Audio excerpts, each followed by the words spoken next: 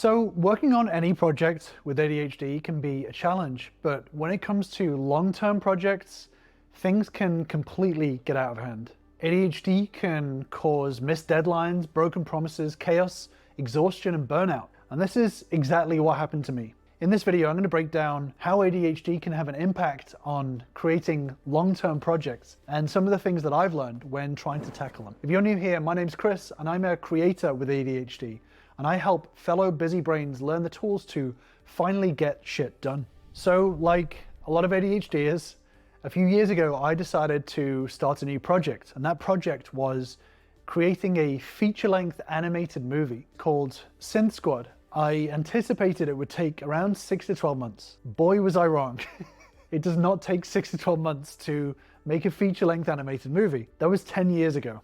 And very late on in the project, that was when I actually got my ADHD diagnosis. And it's only in hindsight that I can see how ADHD made the whole process much more challenging and have a lot more difficulties and struggles with motivation and time blindness and prioritization. All of these challenges together became a very complex balancing act between managing this massive project, my job, making sure that I'm paying my rent, my relationships, and living a regular life. One of the challenges we can face when it comes to long-term projects is this idea of time blindness. And time blindness is a subject that I've covered in another video. I'll link to it above. But the main concept is, as ADHDers, we have a warped perception of time. And that for me meant that I massively underestimated how long it would take to make a feature-length animated movie. To say that I was overly optimistic is a bit of an understatement. Probably most neurotypical people will think, well, of course,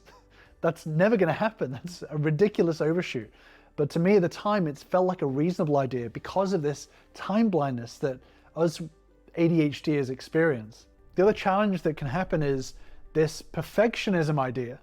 So ADHD means that we don't often know what is best to focus on, and we can get caught up in really small details that feel important to us because we want everything to be perfect and to a really, really high standard. So for me, working on Synth Squad, I spent so much time trying to get each part absolutely perfect. And I spent so much time tweaking these really tiny bits of animation rather than taking the time to zoom out at the full picture and think, is this really something that I should be spending my time on? Should I really be making this arm movement super perfect rather than actually just getting the movie done? It burned away so many hours of my time trying to get this to the standard of a professional animator that I certainly wasn't. This compounded.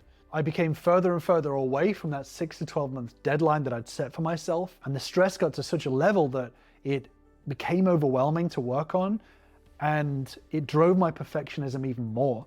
I thought that I had to raise my standards even more because people would be like, well, it took longer than 12 months, so it has to be even better. Another challenge is that ADHD affects organization. I jumped in with all of this enthusiasm and no organizational skills at all because I didn't think that it was really needed. I didn't see the importance of it. I had no file organization. I had no organization within the animation files themselves. Nothing was labeled. There was no route forward. I simply relied on my own enthusiasm, and that meant that things got off track for the movie really quickly because I hadn't learned any organizational skills, any time management skills. And again, it compounded and the movie continued to go off track. ADHD can really affect your ability to prioritize in the moment. So that meant that during this really lengthy period of time, I would work all my hours on the movie. And then when other things in my life started falling apart, I would then drop it completely and then work on that. Depending on where my emotions were, depending on where I would place my focus, whatever felt the most urgent, that's what I would focus on. And I would ping pong back and forth between the two extremes of working on the movie and then going, oh no, I shouldn't be doing this right now because I need to pay my rent, I need to work a job, I need to tend to my relationship. And then I'd put all my effort into that. And I would live with this black and white, all or nothing mindset, which was exhausting. I had zero balance in my life, put relationships completely to the side. So I was pushing myself to such an extent that I was emotionally dysregulated. So once I got my ADHD diagnosis a few years ago, I could look back and reflect. And I learned a lot of things that I could have done very, very differently had I known and prepared for it. So here are some of the things that I learned in how to manage long-term projects, especially if you have ADHD. The first thing I would say is create a minimum viable product. A minimum viable product is the most streamlined version of a product or idea that you can make. Important to just get something done. If you create a minimum viable product, you can use it to get feedback as soon as possible, and then they can tell you what you need to add to it. For example, if I was starting a long-term project of writing a book, a minimum viable product would probably be like a first draft. What's the most streamlined version of that you can complete so that you can get feedback as soon as possible? And this is what I'm now doing with the movie Synth Squad. And when you do this, this means that you're focused on just getting something done, not stressing over every minor detail. You're simply getting it to the next milestone. And this helps our ADHD mind stay focused on the next step ahead. Keeping that momentum going is crucial for the ongoing process. The second thing I've learned is ditch the long-term deadlines and think in small milestones. So rather than looking at the end point, here I am, and I have a movie to make, go, here I am, okay, what's the first step into making this movie?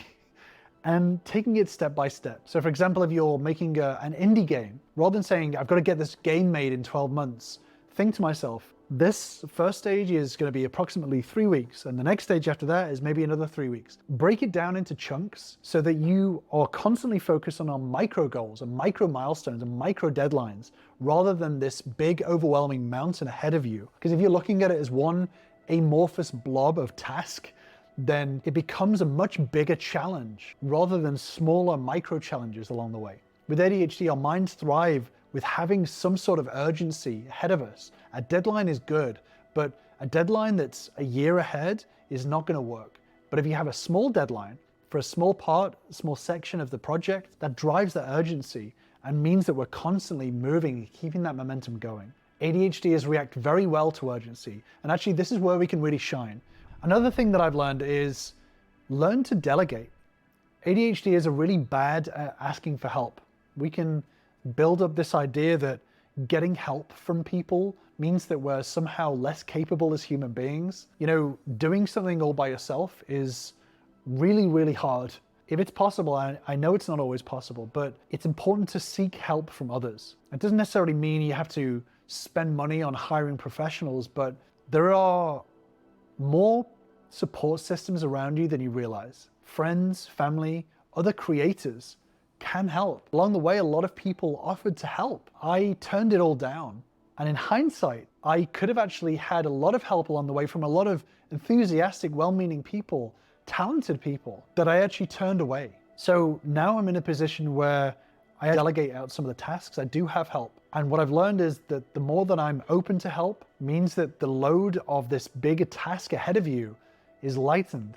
You know, working with other people on a project actually helps build connections and can be an opportunity to create something much better and bigger than it was before. And the last tip I want to give for making a long-term project with ADHD is give yourself the option to quit. We can develop this habit that we feel like we need to constantly people please. And oftentimes that means that we can agree to things that are actually too big and can lead to burnout. And when we get to a place where we feel obliged to do something, that's when we actually start to put other people's feelings above our own mental health, our own priorities, and our own self-care. My mental health was impacted hugely. I started to feel obligated for a short amount of time.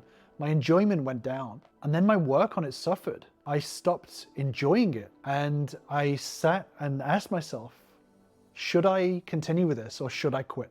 Once I gave myself that option to quit, and it became a real possibility that I could just walk away from this project, suddenly the pressure was relieved. And once I realized that I could quit, it became easier to not quit. So simply by giving myself the option helped relieve all of that feeling of obligation and enjoyment. So this doesn't mean that you should quit, but allowing yourself that choice eases the stress so much.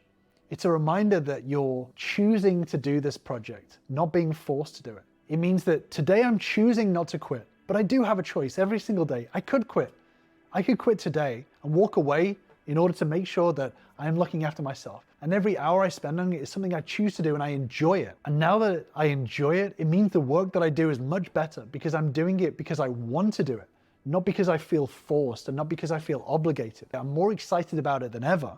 And I managed to do this as well as running my coaching business. And these are the same tools that I help others with when it comes to my coaching. If you're interested in also learning these skills, tools, and strategies to build a thriving ADHD life for yourself too, then I invite you to join me on my free Focus Bootcamp, where I show you the system that's helped me and other members to learn the skills, strategies, and tips to build their focus and build themselves a thriving life with ADHD, which I will link to in the description down below. So to summarize, minimize, streamline, delegate, and give yourself the option to quit.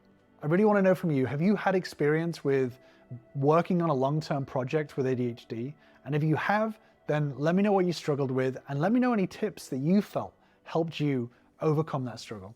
Let me know in the comments below. Thank you for watching, and with that, I will see you in the next video.